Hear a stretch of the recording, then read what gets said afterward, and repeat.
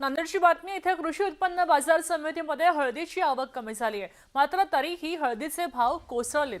आज हळदीला 13 ते 14,000 रुपये प्रति क्विंटल इतका भाव मिळतोय। गेल्या फेब्रुवारी महिन्यामध्ये हळदीला 17 ते 18,000 रुपये प्रति क्विंटल इतका भाव मिळाला होता आणि त्यानंतर मात्र सातत्याने हळदीच्या भावामध्ये घसरण होतीये। भाव वाढीतली म्हणून अनेक शेतकऱ्यांनी हळद घरात ठेवली होती। आता पेरणीचा हंगाम होणार आहे, त्यामुळे बी बियाणं आणि खतासाठी शेतकऱ्यांना पैशांची गरज आहे। त्यामुळे शेतकरी आपली हळद विक्रीसाठी आणतायत। मात्र मागच्या आठवड्यात हळदीला 12 ते 13,000 दर मिळाला। सध्या चांगल्या दर्जाच्या हळदीला 14,000 पर्यंत भाव मिळतोय। विशेष म्हणजे हळदीची लागवड क्षेत्र मर्यादित आहे। आताच गेल्या वर्षी मोठ्या प्रमाणात अतिवृष्टी झाली, त्यामुळे हळदीचं उत्पन्न कमी झालं आणि उत्पादन कमी, आवक कमी असल्यानं भाव वाढतील अशी अपेक्षा होती। मात्र हळदीच्या भावात घसरण सुरूच आहे। 17-18 पर्यंत गेले होते अगोदर, पण आता वरच्यावर भाव कमी होत आहे सर। याच्यावर माझ्या मनानं आता जे डिझेल समजा नाही, पेट्रोल नाही आहे, जे जागतिक संकट आहे त्याच्यामुळे भाव कमी झाले असावेत। एक्सपोर्ट बंद झालं, सुरू झालं, हा एक्सपोर्टिंग बंद झालं असेल असं तेवढं तर मला काय माहीत नाही, पण डिझेल पेट्रोल नाही, ते जागतिक संकट चालू आहे, युद्ध चालू आहे, त्याच्यामुळे पण झालं असेल असं वाटतंय। हळदीला 15,000च्या पुढून भाव पाहिजे। आता ते एकदम 3,000 4,000 कमी झालेत, 11,000 11,500 बीट झाले। एखादी लाट चला 13,000 14,000 दिशाभूल, शेतकऱ्याची दिशाभूल व्हायले, शेतकरी हवालदिन झाला आहे। आता आवक बेपराच्या म्हणून आहे। आता कोणतं प्रत्येकाला युद्ध म्हणालेत, पण युद्धाची गरज नाही। शेतकऱ्याला समजे व्यापारी मिळून चांगला भाव मिळला पाहिजे आणि कुठेतरी सरकारनं बंधन घातलं पाहिजे, तेव्हा शेतकऱ्याला काहीतरी हळद पडते। वर्धेच्या सेलू तालुक्यामध्ये महाबळा इथं झालेल्या वादळी पावसानं आणि जोरदार वाऱ्यानं केळी उत्पादक शेतकऱ्यांचं नुकसान झालंय। महाबळाच्या शेतकऱ्याच्या केळीच्या बागेमध्ये तब्बल 1 ते 1,500 केळीची झाडं अगदी वाऱ्यामुळेच जमीनदोस्त झाली आणि या नुकसानामुळे शेतकऱ्यांचे सुमारे 6 लाख रुपयांचं आर्थिक नुकसान झालंय। प्रशासनानं तत्काळ पाहणी करून पंचनामा करावा आणि नुकसानग्रस्त शेतकऱ्यांना आर्थिक मदत द्यावी अशी मागणी शेतकरी करतायत। सततची नापिकी आणि निसर्गाच्या अवकृपेमुळे मोठ्या प्रमाणात जे शेतकरी आहेत ते अडचणी सापडायला लागले आहेत। कालच्या वादळामुळे शेतकऱ्याचं जे मोठं नुकसान झालं आहे। दादा काय सांगाल, आपली केळी पीक जे आहे ते उद्ध्वस्त झालेलं आहे।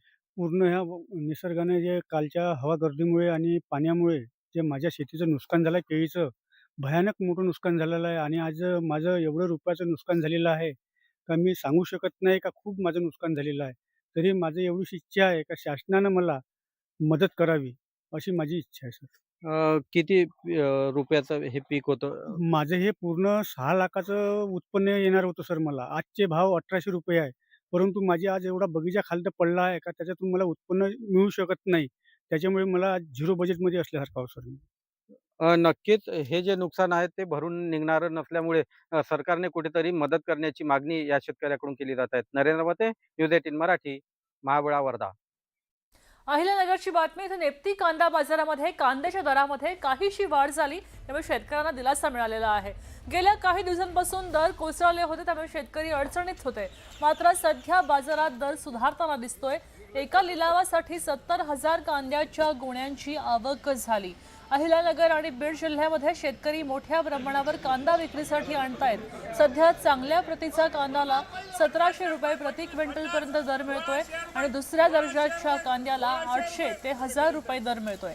नाफेड खरेदी केंद्र सुरू नसल्यानं व्यापारीच आता दर ठरवतायत आणि काही प्रमाणात का होईना शेतकऱ्यांना दिलासा मिळतोय।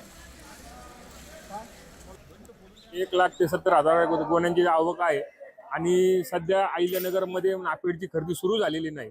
तरी परंतु या ठिकाणी गोणी मार्केट असल्यामुळं आणि गोणीवर प्रत्येक गोणीवर भाव टाकला जातो। राज्यामध्ये फक्त अहिल्यानगर कृषी उत्पन्न बाजार समितीमध्येच कांद्याच्या गोणीवर भाव असतो। त्याचा परिणाम असा आहे की जरी नाफेडची खरेदी सुरू झाली नाही तरी अहिल्यानगर कृषी उत्पन्न बाजार समितीमध्ये 1,500 ते 1,700 चांगल्या प्रतीचा कांदा आता विकलेला आहे। अजून देखील 100 रुपयांनी म्हणजे 1,800 रुपयापर्यंत आजच्या लिलावाचे बाजार जातील अशी अपेक्षा आहे। पण हे होत असताना मोठ्या कांद्याला भाव मिळतोच, परंतु त्याचबरोबर जे 2 नंबर 3 नंबर क्वालिटीचा जो कांदा असतो त्याला देखील 1,000 रुपयापासून 1,500 रुपयाचा बाजार मिळतोय।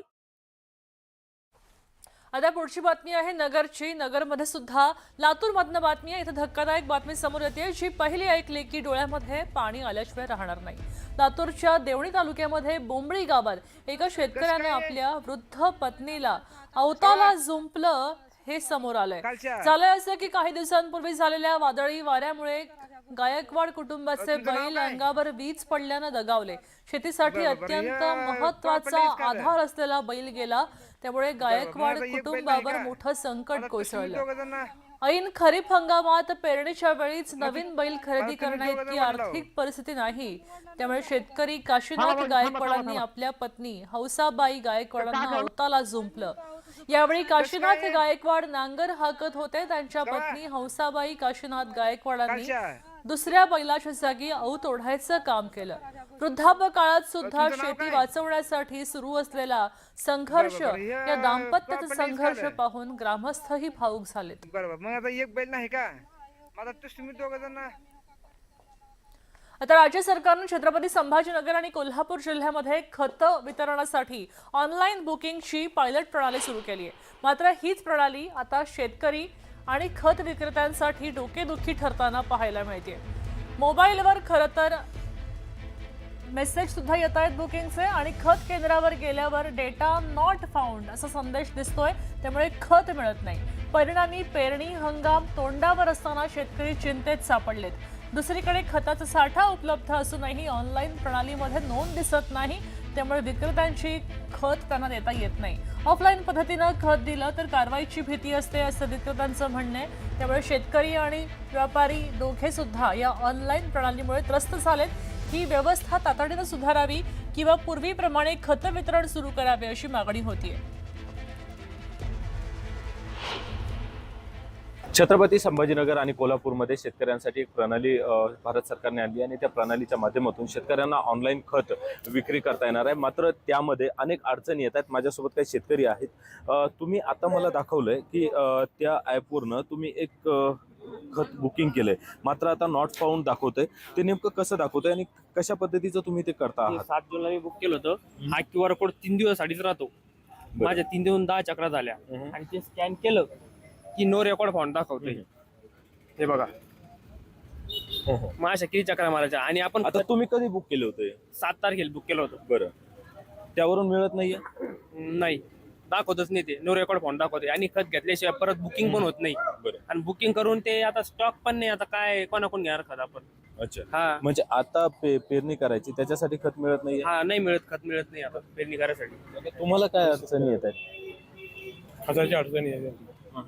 आता पाऊस ऑनलाईन पद्धतीने मिळते? नाही ऑनलाईन आम्हाला येतच नाही. साधा मोबाईल राहतो. आमच्या सारख्याला काय करतो? ओके, मग आम्ही अंगठी बाजार येत. मग आता तुम्ही असं त्यामुळे मोबाईल नाहीये, त्यामुळे खत मिळायला अडचणी येतात. अडचणी आल्या. शेतकऱ्यांच्या तर या समस्या, माझ्यासोबत काही व्यापारी देखील आहेत. व्यापारी म्हणून काय काय अडचणी यामध्ये निर्माण होत आहेत? हा, व्यापारी म्हणून आम्हाला अडचणी अशा निर्माण होत आहे की पूर्वी आम्ही व्यापाऱ्यांनी 20 बॅग जरी खत युरियाचं कोणाला दिलं तर त्याचे आमच्यावर केसेस झाले, आमचे लायसन्स सस्पेंड झाले. आता ऑनलाईन मध्ये 50 बॅग आलं तर शेतकरी मग आमच्याशी भांडतोय की आम्हाला 50 बॅग का देत नाही. आता आम्हाला भीती, आमच्यावर केस झाली तर काय करा बरं. सरकार आज सांगून लागलं 50, 100 तुम्ही आम्हाला काय विकायला बसलेलो आहे. 200 बॅग द्या म्हणलं तरी आम्ही देऊ. फक्त कंपन्यांनी आम्हाला, सरकारी कंपन्यांनी आम्हाला सप्लाय केला, लागल तेवढा देता येईल. परंतु इथे वाद निर्माण होतोय. शेतकऱ्याला वाटतं मी ऑनलाईन केलं, मला 50 बॅग मला अलाउड झाल्या, मला द्यायला पाहिजे. परंतु आमच्यावर केसेस होतील तर सरकारने याची एक नियमावली बनवून द्यायला पाहिजे. शेतकरी आणि व्यापारी दोन्ही भरडले जातात? दोन्ही भरले जातात. आजच्या घडीला शेतकऱ्याला खते पाहिजे, व्यापाऱ्याला देता येत नाही. त्याकरता सदरील प्रणाली ही स्थगित करण्यात यावी व जुन्या पद्धतीने परत शेतकऱ्याला खत मिळेल अशी परवानगी शासनाने द्यावी, हेच आम्ही शासन दरबारी मांडतो. मात्र ऑनलाईन प्रणाली नेमकं शेतकऱ्यांचा पुरवठा जो आहे तो वाढतोय, त्यातून काही गैरव्यापार होतोय का, हे नेमकं शेतकरी कसं करू शकतात आणि ही प्रणाली आणून सरकार नेमकं काय करतंय, हा प्रश्न शेतकऱ्यांना पडलाय. जर आमच्याकडे मोबाईल नाहीये तर मग आम्ही ते बुक कसं करायचं आणि ते घ्यायचं कसं, असा देखील मोठा प्रश्न आहे. तर व्यापाऱ्यांच्या देखील या ऍपमुळे अनेक अडचणी निर्माण होत आहेत. अविनाश कानडे, न्यूज 18 मराठी, छत्रपती संभाजीनगर.